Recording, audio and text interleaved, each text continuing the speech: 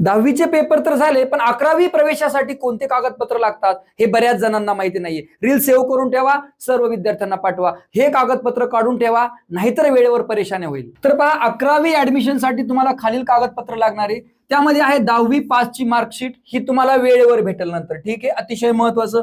त्यानंतर पहा, school living certificate, त्याला आपण LC आणि TC म्हणतो, ही सुद्धा तुम्हाला शाळेमध्ये भेटेल. ठीक आहे. त्यानंतर पहा, सगळ्यात महत्वाचं म्हणजे हॉल तिकीट सुद्धा जपून ठेवा, कधी कधी लागतं, वेळेवर एखादं कॉलेज मागू शकतं. त्यानंतर बघा, आधार कार्ड हे अपडेट करून ठेवा, तुमचं आधार कार्ड जन्मतारीख वगैरे सगळं, नावची स्पेलिंग वगैरे पाहून ठेवा. त्यानंतर पासपोर्ट साईज फोटो, 4 ते 6 पासपोर्ट साईज फोटो तुम्ही जवळ काढून ठेवा.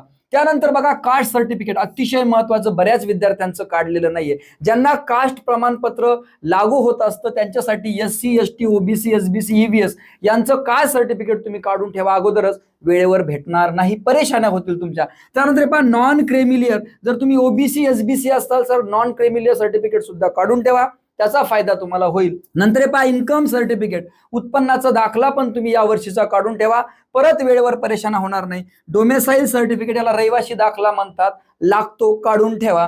त्यानंतर पहा, स्पेशल कॅटेगरी डॉक्युमेंट जर असल्यास तर बघा, जर तुम्ही अपंग असलात तर, दिव्यांग असाल तर ते सुद्धा सर्टिफिकेट काढून ठेवा. स्पोर्ट्स मध्ये, NCC मध्ये काही जर तुमच्याकडे सर्टिफिकेट असतील ते सुद्धा जवळ ठेवा. हे 10 डॉक्युमेंट तुम्हाला जवळ ठेवायचे, आत्ताच काढून ठेवायचे. जितक्या कमी वेळेत ठेवसाल तेवढ्या कमी वेळेत ठेवा. काही महत्वाच्या गोष्टी पहा, ऑनलाईन ऍडमिशनसाठी सगळे डॉक्युमेंट तुमच्याकडे जे 10च्या 10 आहेत त्याला JPG PDF फॉर्म मध्ये तयार ठेवा. ठीक आहे, स्कॅन करून ठेवा, मस्त मोबाईल मध्ये फोल्डर बनवा, त्यामध्ये ठेवा, वेळेवर परेशान होणार नाही. ईमेल ID तयार करून ठेवा, मोबाईल नंबर सुद्धा ऍक्टिव्ह ठेवा, वेळेवर अडचण येणार नाही.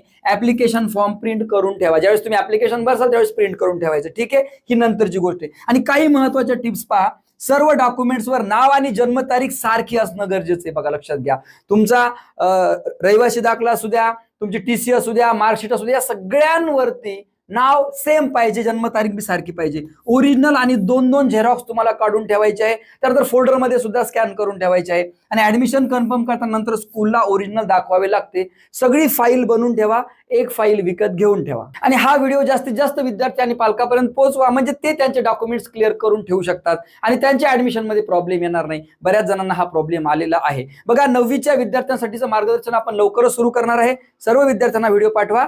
जय हिंद, जय महाराष्ट्र.